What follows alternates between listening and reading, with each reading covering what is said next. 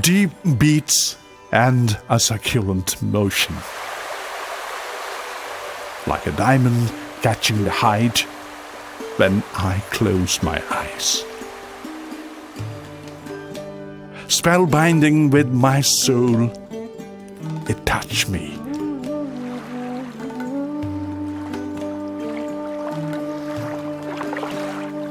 It touched me more than once. Where the river builds the gentle waves of Ruchi moments.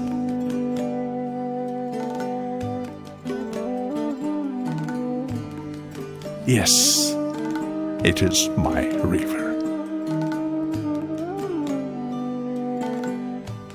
Yes, it is my river, my Luit, so-called Brahmaputra, and it flows. And it flows forever and ever.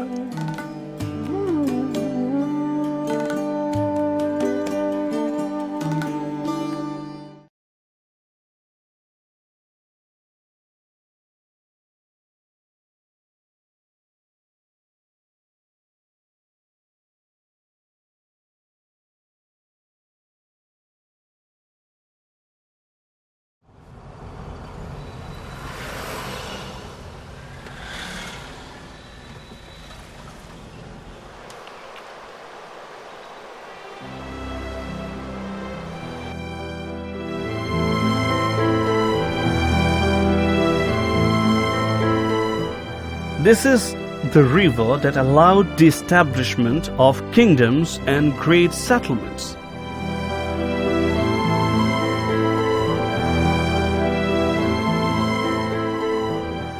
The ancient capital Pragjyotishpura and other cultural centers like Kamrup, Sadia, Sonitpur were worth mentioning.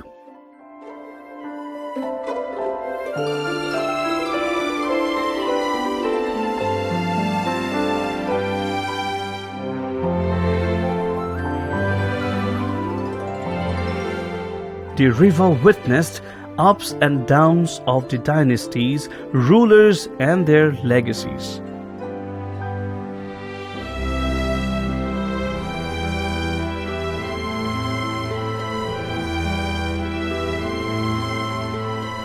The grace of the river helped to evolve and developing powerful kingdoms of Bhaskar Burman. The kingdom of Koch, Ahom, Sutias and Kacharis dotted their very presence on the bank of the river only.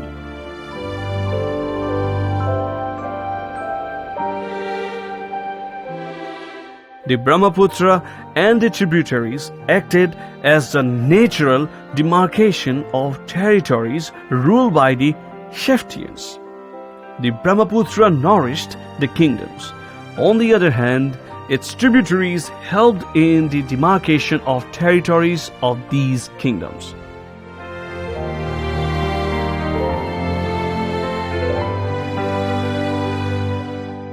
Some have lost their sheen over time, while others have been able to retain their importance. Architectural remains of ancient and medieval period abound the region.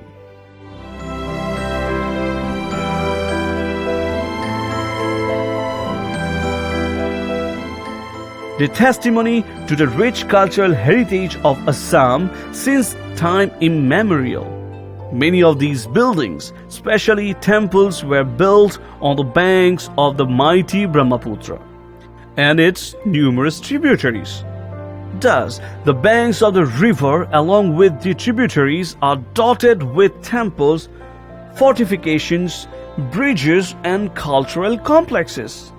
All these have undergone the ravages of time, but their presence can be ascertained by the remains which have been excavated.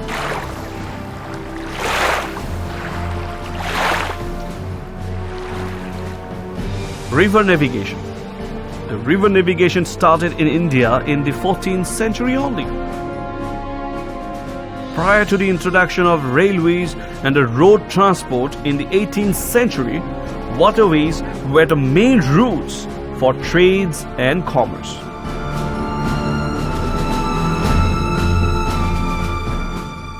Many territories were conquered in India with the help of naval communication.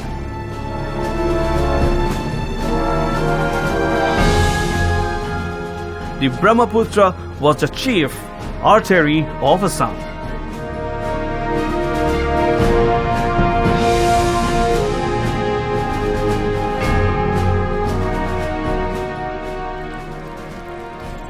Many cultural centers as well as religious places in the valley well connected with waterways only.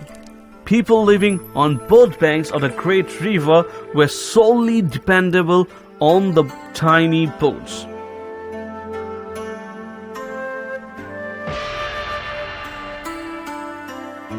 The Ahom selected Sivsagar for their seat of capital only because of its connectivity through the river.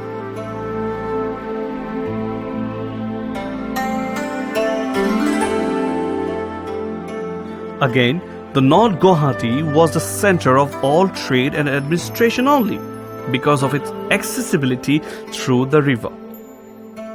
Rivers were the decider of the fates of the townships.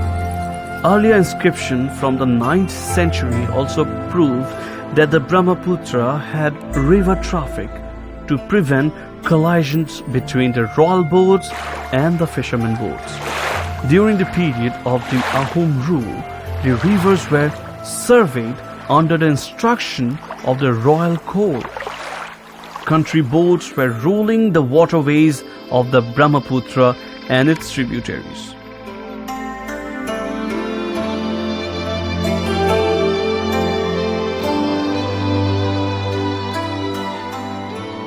Like the ancient civilization, initially elephants, ox carts was extensively used for transportation.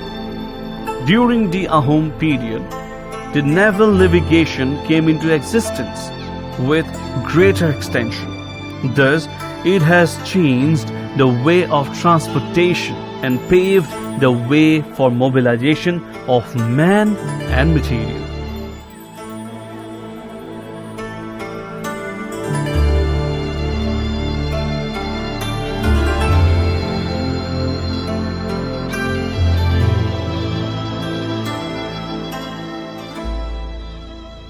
The Ahoms used the Brahmaputra and its tributary for travel, trade, and warfare.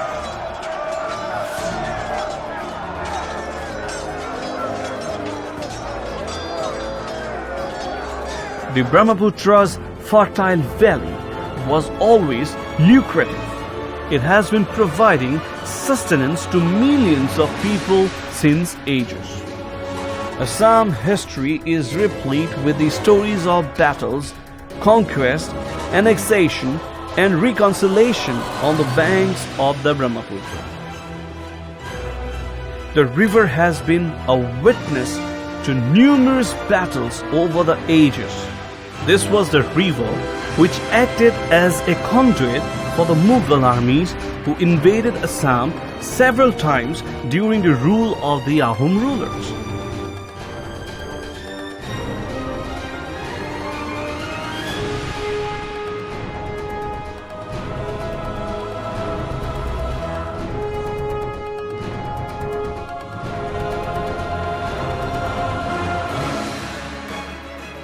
The military system of Ahom period had its own significance. They had a well-trained infantry division.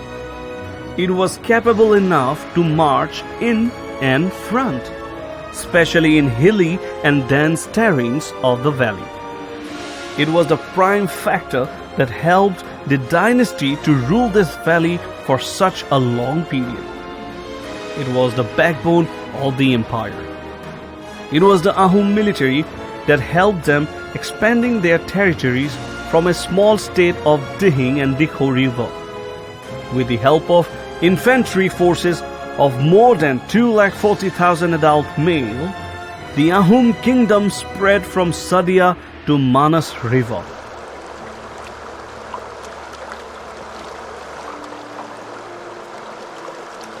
and it made the Ahom kingdom to expand their territory of 500 miles in length, average of 60 miles in breadth.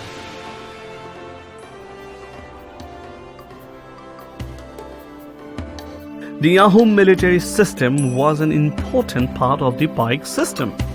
Pikes were the basis of the entire socio-political organizations of the Ahoms. Pike means a compulsory service to the king.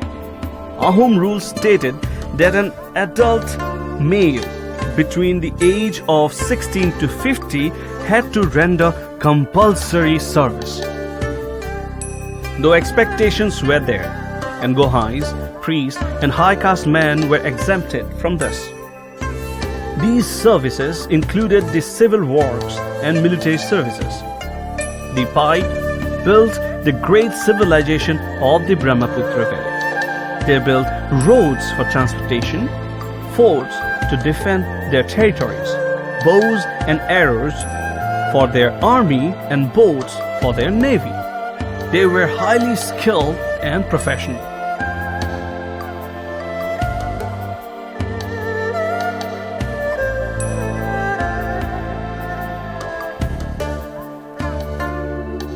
The Ahoms had a powerful naval fleet. The naval supremacy of the Ahom kingdom placed them among the great fighting clans. Different officials were placed at strategic locations along the side of the Brahmaputra. They were the ear and the nose of the dynasty. They appointed dedicated officers to look into its functions. The royal fleet of boats was in the charge of the officer called Noyasi. He had 1,000 men under him to look after the fleets. The royal boats were constructed under the supervision of the officer called Nausolia Fukan, who also had 1,000 men for building the boats. Officers called as Nausalia Fukan and Borwa were appointed to maintain the boatyard and docks. These officers were the sentinels of their boundaries.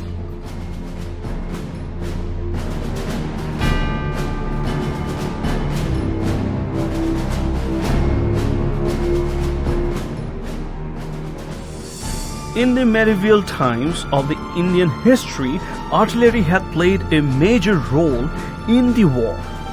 The artillery officer in the Ahom artillery division was known as Hiladhari Fukan. As per the Ahom Buronji and the other literal sources, Ahoms were aware of both light and heavy artillery from the ancient times. Ahom army used to develop gunpowder of their own. The elephant was an integral part of the Ahom armed force. They took particular care of the elephant. Hati Borua was an officer responsible for this. Elephants were used to break through forts and in traversing thick jungles. During the Ahom-Mughal conflict, elephants were used to attack Mughal forts.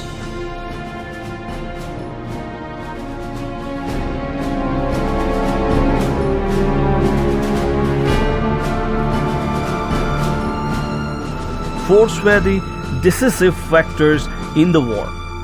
It was the hilly terrain that offered ready-made sites for the fortifications. Taking this advantage, the Ahom general, like Lachit, had strengthened the defensive potential of their forts.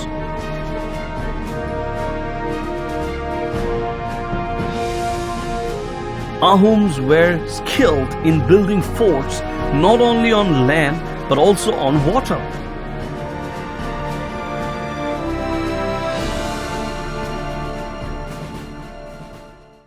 Since we are by the side of the beautiful river Brahmaputra, let me tell you another interesting story.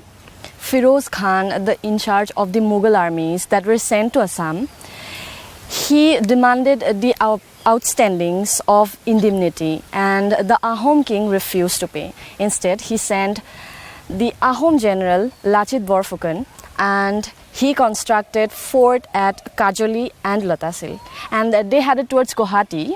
Later, the force of Lachit Borphukan took 2 months to acquire Guwahati. And then the Mughals sent their force again and they lost the battle. And the Ahom king, being overwhelmed with the news, they constructed a headquarters for Lachit Borphukan at Guwahati itself. True, very true. Now also, the place where we are standing at the moment, this is a hillock. It's known as Kajoli Chowk.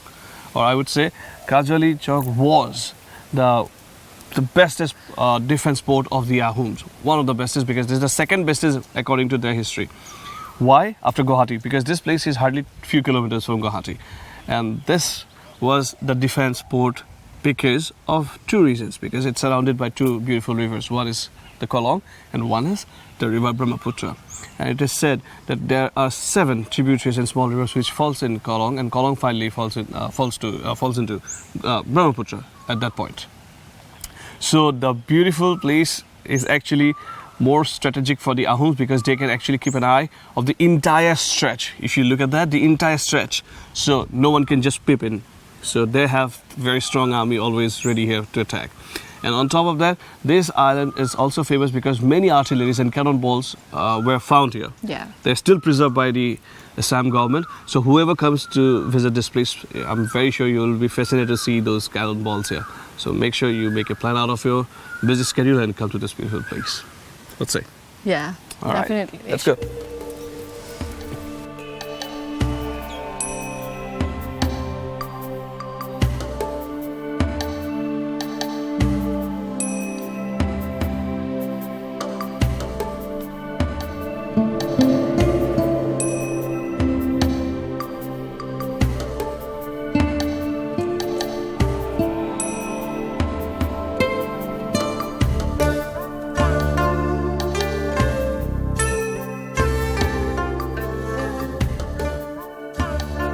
During the Ahom period, due to the feasible network of river-line tracks, boats were used as quickest mode of conveyance by the masses. Places like Pandu, Guwahati, Koliabor, Vishwanath, Dikhomukh, Rangpur, Gorgaon and Sadia were center for boat making. The only reason was these places are situated on the bank of the river only. Boats were essential for internal and external trade. The Ahom had a separate department to look after the affairs of the boats and its traffic. Officers designated as Naubaisa Phukon, Pani Phukon, Soladhara Phukon and Nausolia Phukon were responsible for the navigation of military as well as the civil boats. As estimated, 32,000 boats, both big and small in size, were plying and approaching Guwahati during Ramzan month. Well, viewers, you all might be thinking what Jineath and I are doing at the moment on the bank of river Brahmaputra at this time where it's kind of rainy and it's very, very windy, right? Yeah. Very windy. Well, let me tell you an interesting fact about this place. There was a city, or I would say a town. Now, before I get into it, let me show you something. Now, if I ask you to see there, what could you see? Nothing. Just a horizon, right? But ladies and gentlemen, there was a sad history. And this is something which I'm here to share. There was a port here and was known as Halabondha. That port was very popular for the transportations, of course, for business purpose. But the entire area was known as Holabari. But sadly, as I said, the sad part because the entire town and the port is completely underwater now. It's submerged. As you can see, the soil erosion is happening in a rapid way, which is dangerous actually. But thankfully, the government has started taking some initial steps to avoid, to protect this entire region from such problems. And do you know, Yudi, once upon a time, this very place was supposed to be the hub for the supply of different pulses like black dal. Lentils, yeah, mostly lentils. Yeah, and even jute to different states. Jute was the main thing which used to export from Assam to West Bengal, especially in Kolkata, and other stuff like iron and steel, we used to get it from their side. So this was an epic center, but sadly it's not anymore here. All we can see is the horizon. nothing is there.